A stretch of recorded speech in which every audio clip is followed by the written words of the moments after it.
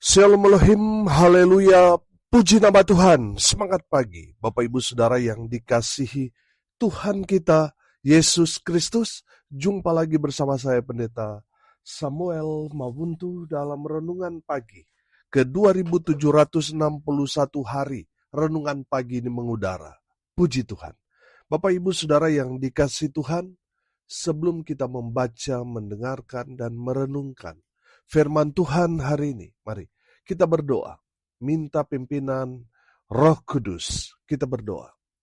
Bapa di surga, berbicaralah kepada kami semua. Pakai firman Tuhan ini untuk menegur kami, menasihati kami, meneguhkan iman percaya kami, dan memberkati kami semua. Di dalam nama Tuhan Yesus yang adalah firman Allah yang hidup, kami berdoa. Amin. Haleluya. Bapak Ibu Saudara yang diberkati Tuhan, bersama dengan saya kita akan belajar Alkitab dari kitab Kejadian sampai kitab Wahyu. Mari buka Alkitab kita. 1 Timotius pasal 3 ayat 1 dan ayat 2. Di bawah perikop syarat-syarat bagi penilik jemaat. Demikian firman Tuhan. Benarlah perkataan ini. Orang yang menghendaki jabatan penilik jemaat menginginkan pekerjaan yang indah. Karena itu, penilik jemaat haruslah seorang yang tak bercacat, suami dari satu istri, dapat menahan diri, bijaksana, sopan, suka memberi tumpangan, cakap mengajar orang. Amin. Haleluya. Bapak Ibu Saudara yang dikasihi Tuhan, firman Tuhan ini berbicara tentang syarat-syarat bagi seorang penilik jemaat. Dalam bahasa aslinya, penilik di sini ditulis episkopos, diterjemahkan sebagai penilik atau pengawas, penatua, diterjemahkan juga bisop, uskup, dan dalam terjemahan firman Allah yang hidup dan terjemahan lama, penilik atau penatua, episkopos ini diterjemahkan sebagai gembala jemaat dan gembala sidang. Penilik atau penatua adalah orang yang dipilih untuk memimpin dan mengawasi jemaat. Dia memastikan bahwa jemaat dapat berjalan sesuai dengan ajaran Kristen dan melakukan pengawasan pastoral. Dalam tradisi Kristen, penilik atau penatua, episkopos ini, memiliki peran sangat penting dalam memimpin gereja. Mereka memastikan bahwa ajaran Kristen betul-betul dijaga dan disebarkan dengan baik. Saudara yang dikasihi Tuhan, ayat 1 berkata, benarlah perkataan ini, orang yang menghendaki jabatan penilik jemaat menginginkan pekerjaan yang indah. Haleluya.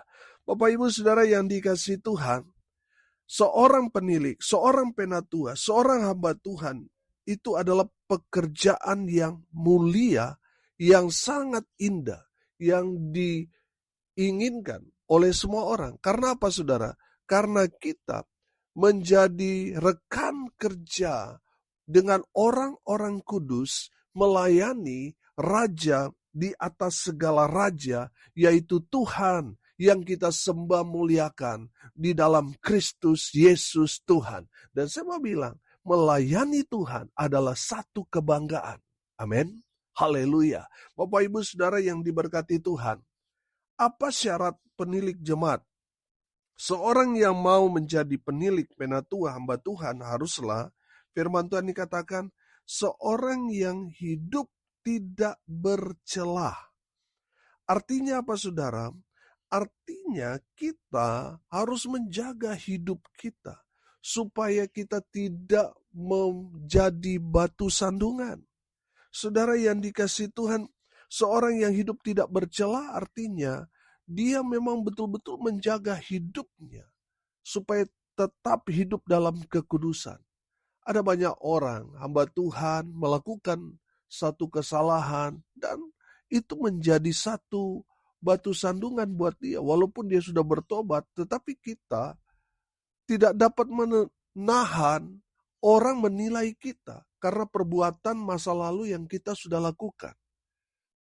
Kalau saudara hidup mungkin di masa lalu, saudara hidup gelap, hidup dalam kejahatan, hidup dalam kriminalitas, karena waktu itu mungkin saudara belum hidup dalam pertobatan. Orang dapat menerima saudara. Tapi kalau saudara sudah terjun dalam pelayanan, sudah menjadi penilik, sudah menjadi penatua, sudah menjadi hamba Tuhan, lalu saudara melakukan satu perbuatan tercela.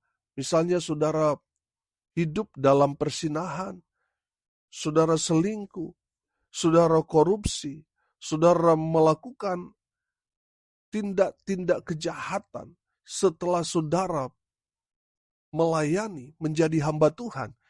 Saudara, walaupun mungkin saudara sudah bertobat, tetapi pikiran orang kita tidak dapat melarang mereka berasumsi.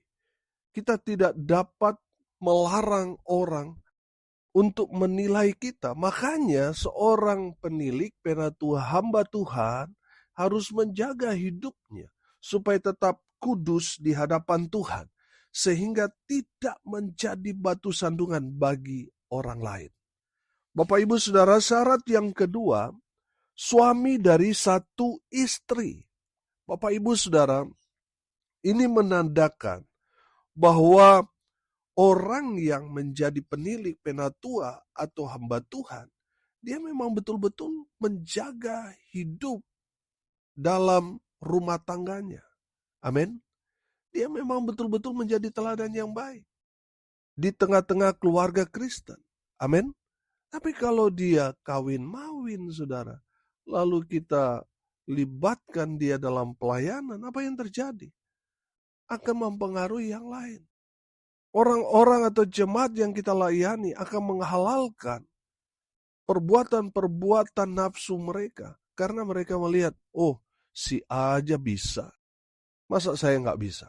Bapak Ibu Saudara yang dikasihi Tuhan, dalam pelayanan memang yang dibutuhkan orang, yaitu teladan kita. Makanya seorang yang terlibat dalam pekerjaan Tuhan, dia memang kudus baik dalam hidupnya dan juga rumah tangganya.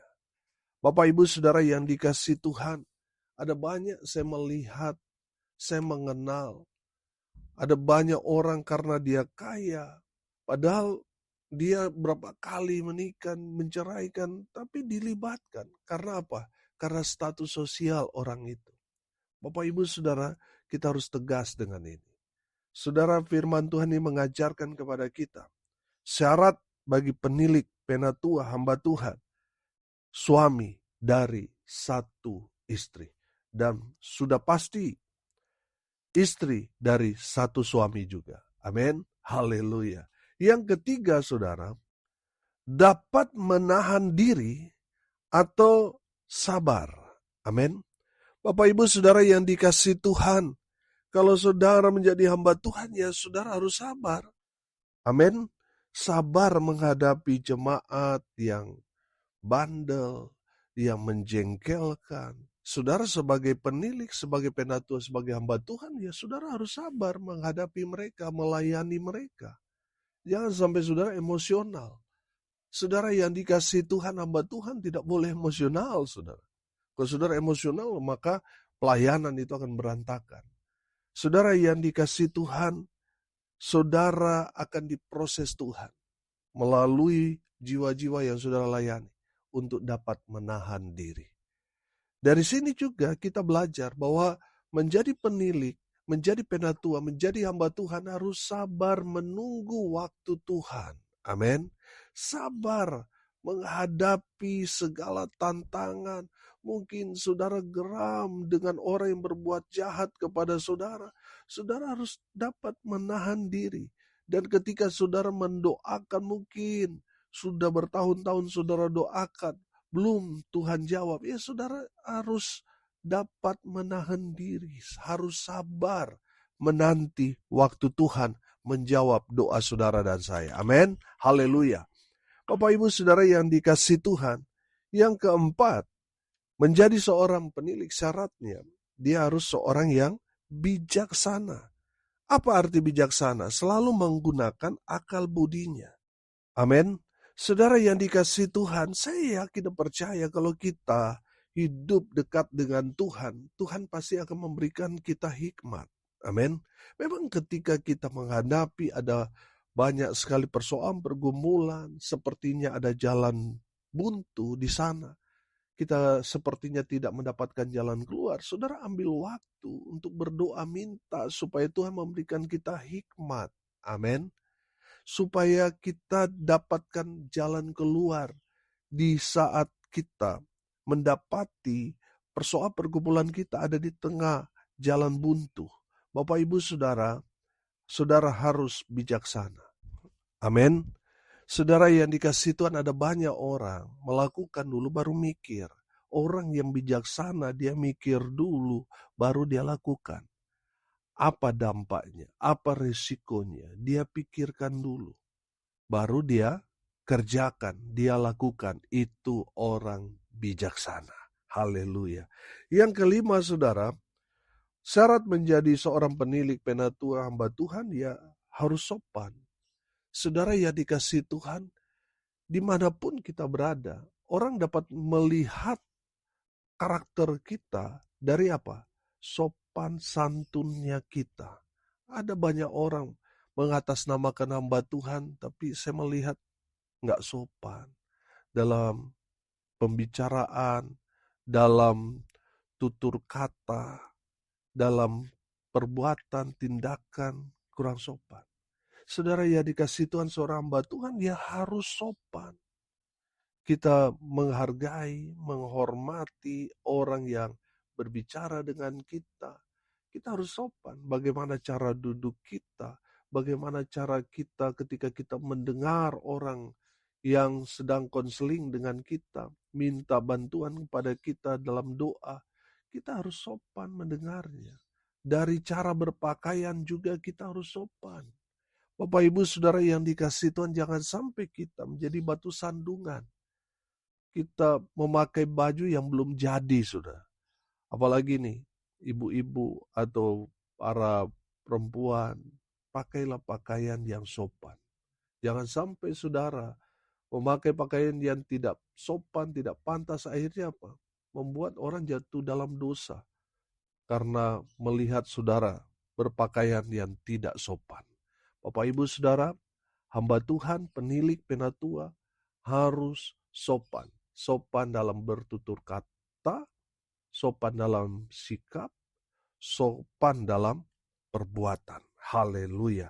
Saudara, yang keenam, syarat menjadi penilik, suka memberi tumpangan. Amin. Ya karena kita sudah menjadi hamba Tuhan, rumah kita ya harus terbuka. Harus menerima siapa yang datang. Bapak Ibu Saudara yang dikasihi Tuhan, ketika ada hamba Tuhan dari luar daerah, dia membutuhkan tumpangan, tempat kita harus terbuka buat mereka. Amin. Ketika kita membawa kendaraan, lalu kita melihat ada jemaat atau siapapun yang membutuhkan tumpangan, ya kita harus memberikan tumpangan kepada mereka. Amin. Jangan sampai saudara hamba Tuhan, tapi karena saudara membawa mobil yang mahal, lalu sudah melihat ada jemaat, ada teman saudara yang membutuhkan tumpangan, karena mobil saudara mungkin bersih, masih baru, saudara pura-pura nggak lihat. Seorang hamba Tuhan, seorang penilik penatua, haruslah seorang yang suka memberi tumpangan. Amin. Di dalam 2 Raja-Raja pasal 4 di sana menceritakan tentang Elisa dan juga perempuan kaya di Sunem. Perempuan Sunem ini dia memberikan satu tempat khusus untuk hamba-hamba Tuhan yang mungkin ada pelayanan dan membutuhkan tumpangan. Perempuan Sunem ini mempersiapkan satu kamar khusus untuk hamba-hamba Tuhan beristirahat di rumahnya. Dan dia memberikan tempat khusus buat Elisa. Saudara yang dikasihi Tuhan, Elisa melihat bahwa perempuan ini sangat-sangat luar biasa. Dia memperhatikan hamba Tuhan, dia menopang hamba Tuhan, memberikan tumpangan dan melayani hamba Tuhan dengan luar biasa.